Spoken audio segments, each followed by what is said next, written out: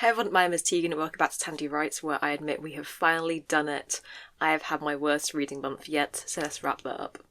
And I do some variation of the speech every time I sit down to make a reading wrap-up video, so this is my November wrap-up, where I think, I started out the month very weak. I always think it's going to be my worst reading month yet, and then suddenly I pull through. But this month I started weak, and I ended weak. So I read 4 books this month, which for me, who usually averages, 8 books, this is very, very poor for me. And I think, my disability is just disabling me a bit more than usual, and my fatigue has been strong, my concentration's been non-existent, so that's just why. And it again is a month so weak that I gave up on filling out my reading journal, which we will see again in this December if I do it. But I'm getting the Illumicry box this month, which I think has a reading journal or a reading planner in, so we'll see if I commit to that one. Okay, let's go through some stats, which is going to be very, very boring because there's only 4 books on here. So first up are my moods. All of my moods in total are adventurous, mysterious, hopeful, funny, emotional, and dark, which is the same as it would be every month. And I think I've probably read heavily adventure books this month. Out of the 4, 2 were fantasies with a little bit of a quest in there, and 1 was a sci-fi. So yeah, we're leaving the world this month. Then my genres, there's no YA and there's no LGBT this month for the first time ever. So it's fantasy, thriller, science fiction, and romance. So yeah, out of the 2 fantasies, I guess both of them probably could have been classed as a romantasy, as there was romance in them. But who's to say? Then my average rating of the month is 4 stars. That is 1 3.5 star, 2 4 stars, and 1 4.5. And yeah, I guess it is probably easy to have a good reading month if you don't read much. So we'll talk about the books as I did enjoy most of them this month. I should have some positive things to say. I'll even put up the actual descriptions just so we have something to talk about. So the first book I read this month was A Killing Hold by Kate Alice Marshall, and I've been on a quest to read her entire backlog of books since I read Rules for Vanishing last year, which is like a YA horror influence. And I've been delving into her other works, which are more like thriller, mystery-based than horror, and they are predominantly adult, but I'm enjoying myself. I will say I've got to the point with her books a bit where they're starting to feel repetitive, but I think it is just they are all thrillers, they're all playing into conventions of the genre, and maybe I just need to spice up my reading a bit.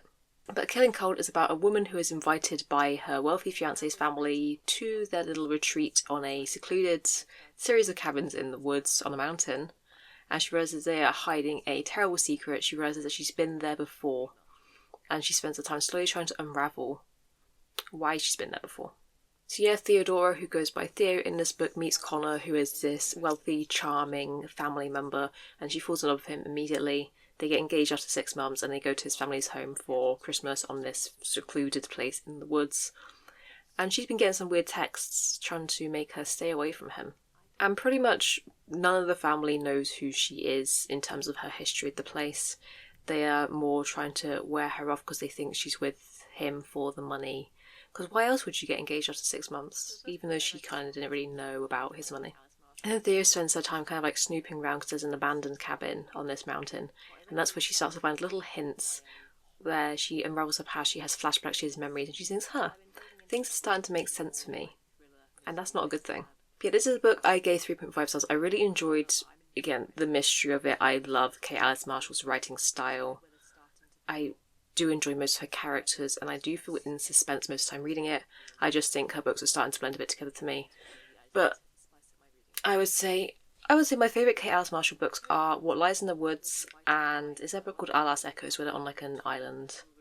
There's some birds on an island. If you know what I'm talking about, you know what I'm talking about. But they're my favourite too, and I think Rules of Vanishing is also pretty good. But Rules of Vanishing feels like completely different to her rest of her works. But What Lies in the Woods and Our Last Echoes, if that's what it's called, feel distinct to me, whereas a lot of the other ones I ever kind of blur together. The next book I read was Project Hail Mary, which is a book that I probably would have never picked up because it's a sci-fi. I don't heavily read sci-fi or books by men anymore. But I saw the trailer for it, I think, was it when we went to see, if they were Weapons or Sinners? It might have been Sinners. It was sometime like later this year, where I saw the trailer for the film. I think Ryan Gosling's in it. And as a girlie who loves space and befriending aliens, I was enraptured by the trailer.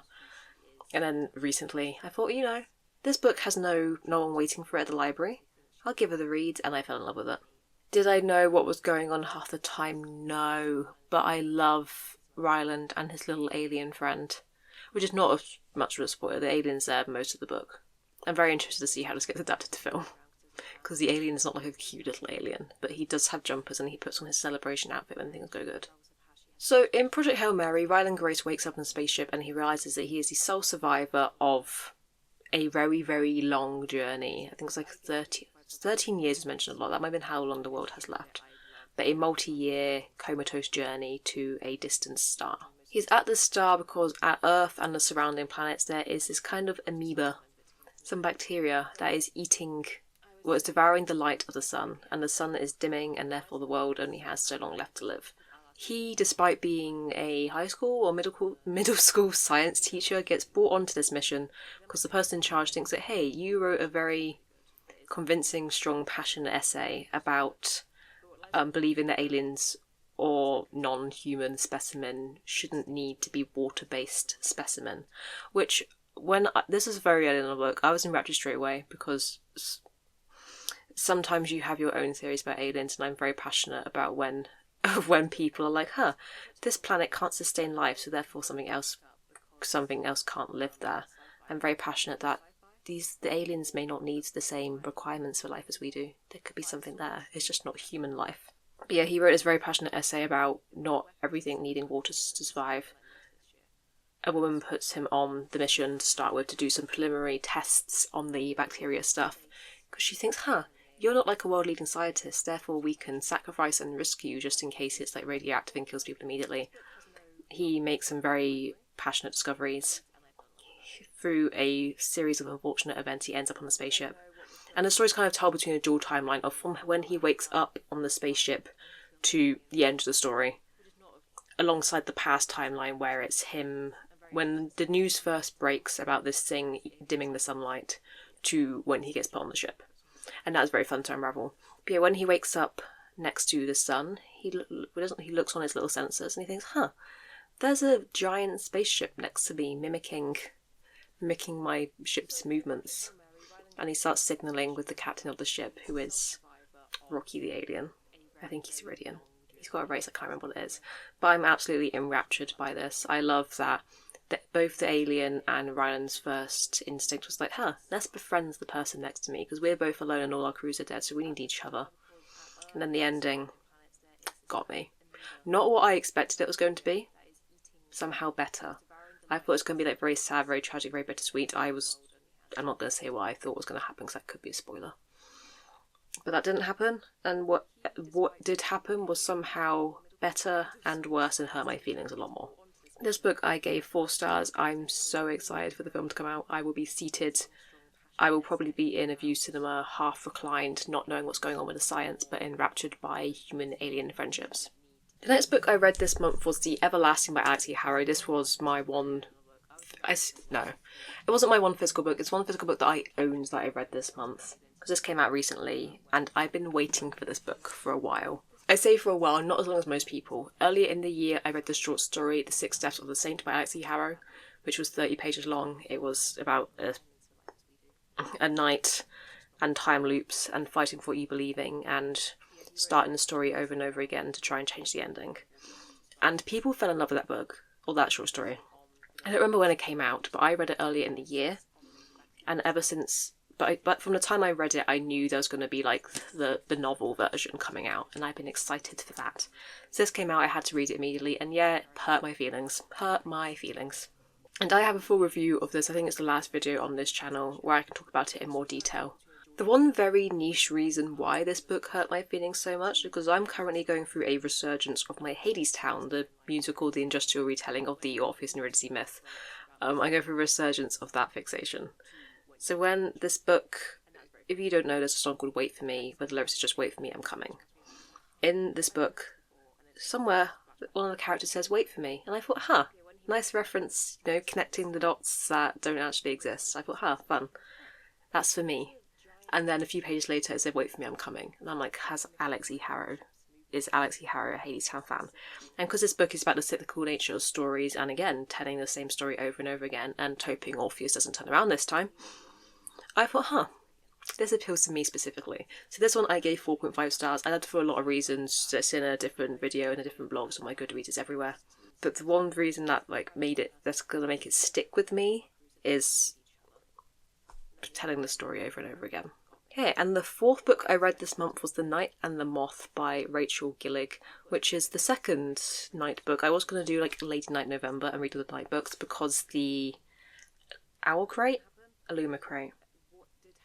One of the subscription boxes for this month was, where is it? The Owl and the Silver Sea, which is a Lady Night book. I believe that one's Sapphic. The Everlasting I knew wasn't Sapphic going into it, but however, for The Night and the Moth, did somehow convince myself it was Sapphic. It's not. It is in fact very straight, but I enjoyed it anyway. And I got this one from the library. I wish I still had it to hold, but I did return it because there's a queue on it. I had to return it as soon as I could, because I felt bad about the queue. So The Night and the Moth. I think I just thought that the person on the cover represented two characters, but it is just two sides of one character. So Sybil Delling, who's referred to as Six because she is she is the sixth of the six diviners at this cathedral, spends the past 9-10 years of her life being drowned, and the properties of this water she's drowned in give her prophetic dreams. One day there's a cathedral, there's the spring. One day the king and his gang come and visit to get a prophecy, and it's not in his favour. After that, one by one, the diviners disappear until there's just 6 left. She convinces the king and his gang to take her away to help her track down her friends, but he has more malicious intentions than she intends. And throughout this time, it's Six discovering the world for the first time. It's her questioning her faith to the omens, the gods, the things that give her these prophetic dreams, her relationship with her mother figure, the gargoyle, who's like the equivalent of, the animal companion in this book, is my boy, that's my son. But it is Sybil going around unravelling her worldview, reconstructing it, turning from this girl dressed in gossamer, flimsy outfits to a knight in armour, and I love that. And I will say I had a good suspicion of how it was going to end from about maybe 20% of the way through, which I'm fine with because I like when an author lays sufficient groundwork for a plot twist to be believable and to make sense. They just don't come out of nowhere. And it sets up nicely for a sequel or a second book in duology. And I will be reading it when it comes out. But I would read so much about this gargoyle. And all the plot twists regarding... I keep saying plot twist, I don't know if I mean plot twist. The reveal of information that you may not have been able to guess from the start, but thought, makes sense. So the traumatic backstory of the gargoyle got me. Very well done, I love this. To the point where I've now immediately picked up, is it One Dark Window, another Rachel Gillig book from that duology that everyone loves, just because I thought I needed more of this writing. And this one is class as a romantasy. I would say the romance, it's more of a subplot. There's a lot of romantic tension, not quite enemies to lovers, because they're not really enemies, they kind of just irritate each other, but the attraction's there from the start. There's a romantic subplot. Wouldn't say... I guess everything's romancy nowadays. I would say it is a fantasy with a little bit of romance. And they are the 4 books I read this month. Hopefully December is going to be banger after banger. And then I can post my lovely wrap-up of my top reads of the year. Because I love to make that video. I love to reflect on what I read at the start of this year and be like, I don't remember that at all, but now I remember that I did love it. So thank you so much for watching this video, and I hope to see you next time. Bye! I got this one from the library. I wish I still had it to hold, but I did return it because there's a queue on it. I had to return it as soon as I could because I felt bad about the queue.